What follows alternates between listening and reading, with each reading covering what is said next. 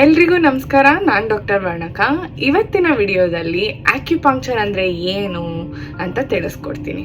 So ನಾನು ಆಕ್ಯುಪಂಕ್ಚರಿಸ್ಟ್ ಆಗಿ ಕೆಲಸ ಮಾಡ್ತೀನಿ ಕ್ರೂಸ್ ಶಿಪ್ಪಲ್ಲಿ. ಸೊ ಆಕ್ಯುಪಂಕ್ಚರ್ ಅಂದರೆ ಇದೊಂದು Chinese treatment.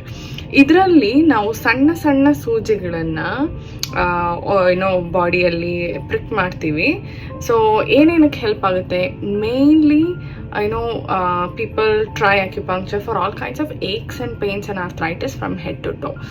Migraine, shoulder pain, low back pain, sciatic pain, arthritis, all kinds of pain.